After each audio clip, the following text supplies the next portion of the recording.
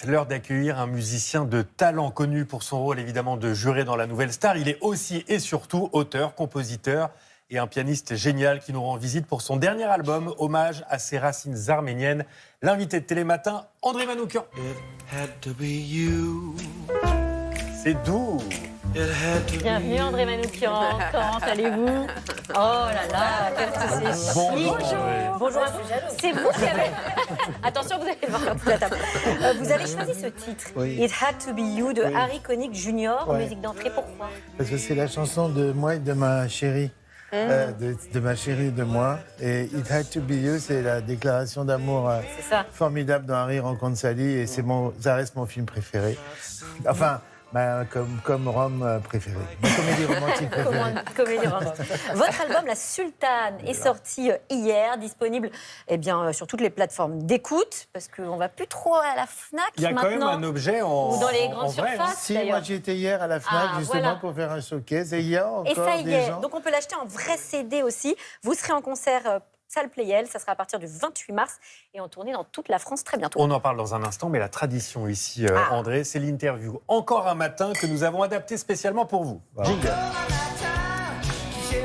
Interview teintée de musique. Alors, quel est le meilleur morceau pour se réveiller en douceur, André, Pour se réveiller selon en vous? douceur, selon moi, qu'est-ce que j'ai dit déjà? Ça commence bien. Joao Gilberto. Eh ben voilà, Amoroso de Joao Gilberto. C'est bon ça. C'est vrai que c'est doux. Et alors, est-ce qu'on prend le même morceau pour se réveiller à deux? Non. Fever, Bah ouais. c'est une catastrophe. cette Stevie interview. Wonder à la Non. caisse. Ah non. Non, non. C'est après Stevie Wonder. Ah oui. Ça, c'est à deux. Ah oui. Après, La ça chanson. c'est à deux. Ça c'est Ouais. à deux dans le lit. Bah oui. Fever. Bah oui, Ouais. c'est La la chanson fièvre. la plus sexy qui soit. Il y a juste une voix, des snaps et de temps en temps une petite contrebasse. Bon, je vous le dis tout de suite, le meilleur morceau pour se rendormir, selon André Manoukian, c'est du Mozart. Ah oui, deux salles, deux ambiances.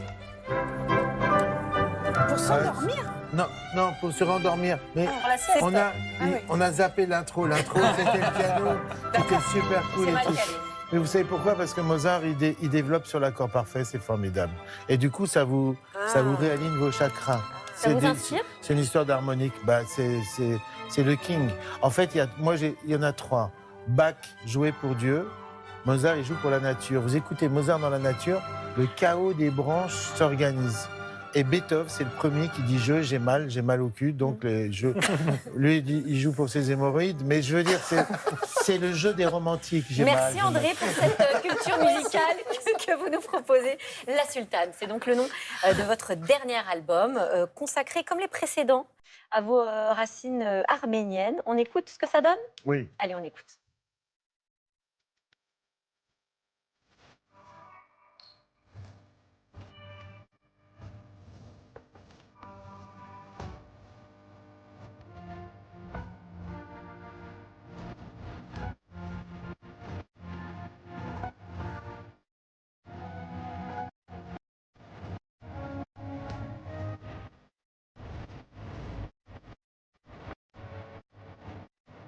Qu'est-ce que c'est beau, c'est doux, ça pourrait convenir pour tout ce qu'on a dit, hein, tout ce dont on vient de dire, pour s'endormir, pour se réveiller, pour À écouter deux. tous les matins à deux ou tout seul. Pourquoi ce titre, La Sultane? Parce que donc d'inspiration. Alors la rencontre avec mes racines arméniennes, elle s'est faite il y a pas longtemps par la musique. On m'a demandé de faire la musique d'un documentaire sur l'Arménie. J'ai découvert des couleurs. J'ai découvert comme une palette, comme un cadeau, des trésors. Je me suis dit, pour une fois que mes ancêtres m'amènent autre chose que des névroses, je vais en profiter. Et du coup, ce chemin, il est infini. Regardez ces paysages comme ils sont sublimes et tout ça. Et la musique de l'Arménie, elle est vraiment à l'image de ce pays entre Orient et Occident.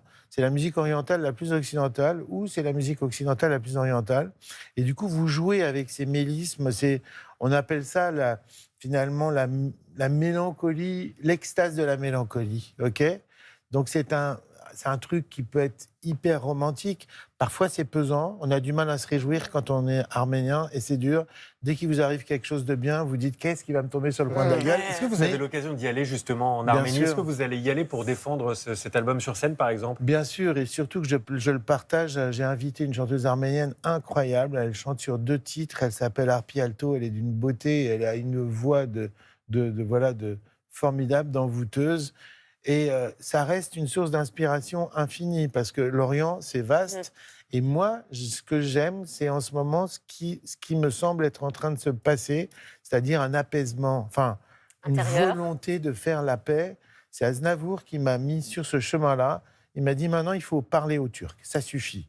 Et du coup, pourquoi je l'ai appelée la sultane? Parce que je me suis rappelé aussi que ma mère, quand ma petite sœur était bébé, se précipitait sur elle pour la couvrir de baisers et disait ma sultane, ma sultane. Et c'est un mot joli turc que les hommage mères et clin arméniennes. d'œil aussi à la Exactement. famille. Et les garçons, nous, on était des pachas. Justement, vous parliez de Charles Aznavour. Pour nous, c'est aussi un grand morceau d'Arménie en France. On commémorait l'anniversaire de sa disparition au début du mois. Que reste-t-il de lui chez vous aussi, 7 ans après sa disparition? Ouais, non, alors, wow, que reste-t-il? Mais lui, il est là pour l'éternité, quoi. Vous y pensez quand vous composez aujourd'hui encore? Vous l'écoutez régulièrement? Bah, chaque fois que j'écoute une de ses chansons, je suis stupéfait par la puissance et par l'écoute qu'elle demande et par la découverte, encore une fois, Sa modernité. des textes. Et je me demande comment les mots l'ont pris. Il faut quand même se dire un truc. Dans les années Les 80, mots l'ont ils pris, c'est traversent... joli ça.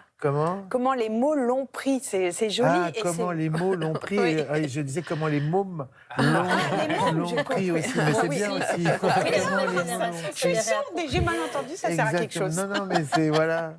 Et pour le coup, oui. Donc lui, on peut dire que chacune de ses chansons, c'était pas des tubes, c'était des standards. Un standard, c'est fait pour durer. André, vous avez cité Arpi Alto, la voix de la mezzo-soprano. Moi, c'est ma chanson préférée, c'est Sorag, qu'on va peut-être écouter. L'occasion de vous parler aussi de votre rapport au piano.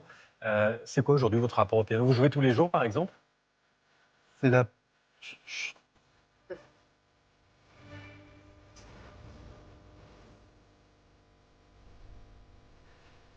C'est magnifique. Magnifique. Alors elle s'est mise en face de moi. Moi, j'étais au piano. Et puis voilà, on a enregistré ça d'une traite, quoi, tous les deux. Des frissons. Ouais, c'est fou, hein. Magnifique. Ouais, moi aussi, j'ai des frissons dans les poils du dos et c'est Vous jouez du piano tous les jours? tous les matins. C'est mon premier geste. C'est vrai? Oui, mais oui, c'est voilà. C'est vital. Bah, oui, c'est comme respirer tout ça. Et pour le coup, c'est insupportable pour ma famille, mais voilà.